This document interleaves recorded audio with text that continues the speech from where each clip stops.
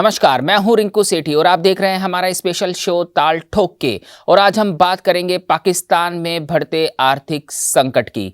पाकिस्तान वर्तमान समय में गंभीर आर्थिक संकट से जूझ रहा है, जो न केवल देश की आंतरिक स्थिरता को खतरे में डाल रहा है, बल्कि इसके समग्र विकास को भी प्रभावित कर रहा है।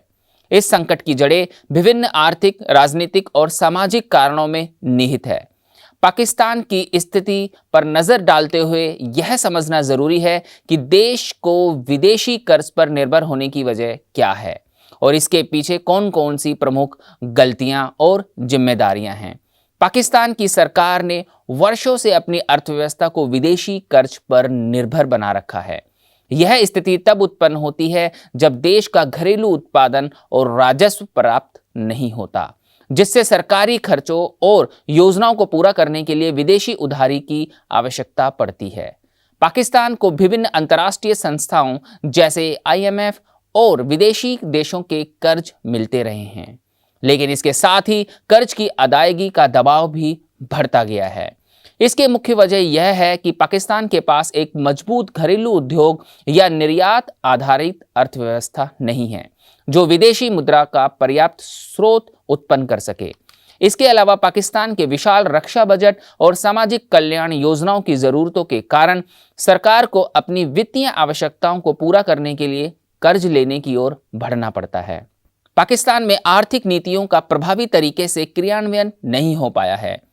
कभी भी दीर्घकालिक आर्थिक दृष्टिकोण से योजनाएं नहीं बनाई गई, बल्कि चुनावी लाभों के लिए तात्कालिक योजनाओं को लागू किया गया।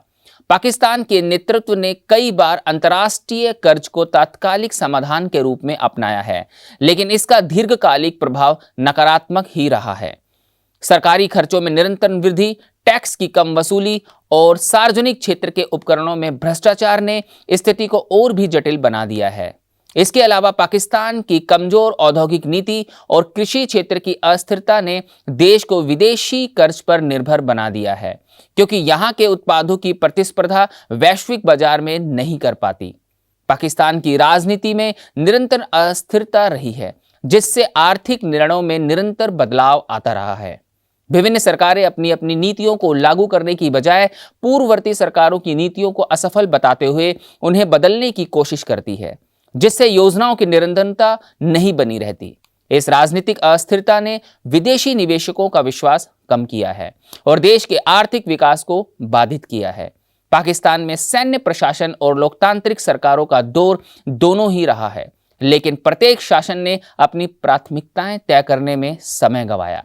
सत्ता संघर्ष और कुप्रबंधन के कारण कई आर्थिक सुधार अधूरे रह गए और देश की आर्थिक स्थिति दिन ब दिन खराब होती गई।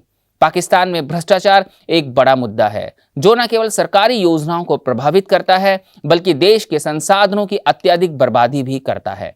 सार्वजनिक विभागों में भ्रष्टाचार के कारण सरकार खजाने में पर्याप्त धन नहीं पहुंचता, जिससे विकास कार्यों के लिए आवश्यक निवेश नहीं हो पाता।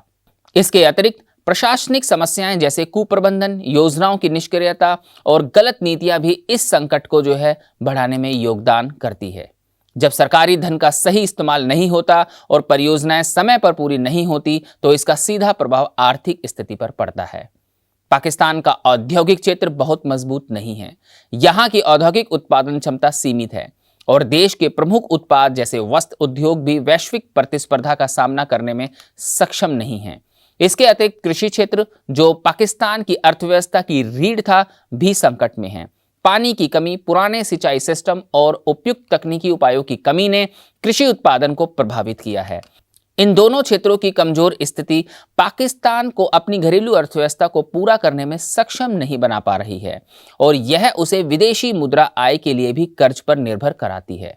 पाकिस्तान को लंबे समय से आतंकवाद और असुरक्षा का सामना भी करना पड़ रहा है, जिसका असर न केवल देश की सामाजिक संरचना पर पड़ा है, बल्कि इसकी आर्थिक स्थिति पर भी गंभीर प्रभाव पड़ा है। आतंकवाद और हिंसा ने पर्यटन, व्यापार और विदेश और निवेश नीति को प्रभावित किया है, जिससे पाकिस्तान के आर्थिक विकास में बाधा आई है। इसके अलावा पाकिस्तान की बढ़ती जनसंख्या और बेरोजगारी दर ने सामाजिक असंतोष को बढ़ा दिया है, जो राज्य के लिए एक अतिरिक्त बोझ है। इस तरह से सामाजिक मुद्दों के कारण सरकार को आर्थिक धन खर्च करना पड़ता है और इसने देश की अर्थव्यवस्था को और भी कमजोर बना दिया है। पाकिस्तान की सबसे बड़ी गलती यह रही है कि उसने कभी भी एक दीर्घकालिक और स्थिर आर्थिक दृष्टिकोण अपनाने की कोशिश नहीं की। विदेशी कर्ज पर निर्भरता और घरेलू उत्पादन में कमी के कारण पाकिस्तान को लगातार बाहरी कर्जों की आवश्यकता पड़ती है। इसके बजाय अगर पाकिस्तान ने घरेलू संसाधनों का सही उपयोग किया होता और अपनी औद्योगिक तथा कृषि नीति को सही दिशा में विकसित किया होता तो उसे कर्ज पर निर्भर नहीं रहना पड़ता। पाकिस्तान की आर्थिक स्थिति को सुधारने के लिए जरूरी है कि सरकार एक दीर्घकालिक योजना बनाकर उसे लागू करे। विदेशी कर्ज को न केवल कम करना बल्कि घरेलू उत्पादन और व्यापार को बढ़ावा देना भी आवश्यक है। इसके साथ भ्रष्टाचार पर नियंत्रण, राजनीतिक स्थिरता और प्रशासनिक सुधारों की जरूरत है। इन उपायों के बिना पाकिस्तान के लिए अपनी आर्थिक स्थिति को सुधारना और कर्ज की निर्भरता से बाहर निकालना एक मुश्किल काम होगा। तो कुछ इसी तरीके के मुद्दों के साथ अगले सोमवार शाम 8 बजे आपसे फिर होगी मुलाकात, सिर्फ ताल ठोक के में।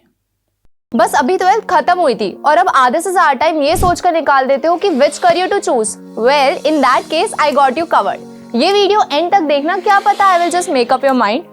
You must have thought of कोई बस ऐसा कोर्स मिल जाए जहाँ अनलिमिटेड जॉब ऑप्शन हो, क्योंकि मैं भी यही सोचती थी। जैसे कि journalist, news anchor, radio jockey, screen writer, video editor, event manager, graphic designer, सिनेमैट, photographer, director, public relation officer, entrepreneur. In fact इन सबसे भी ज्यादा जॉब ऑप्शंस चाहिए।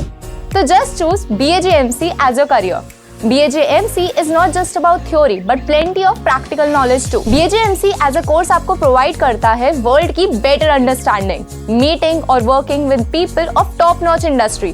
और सिर्फ यही नहीं, BAJMC as a course आपको हेल्प करता है to grow personally and professionally to.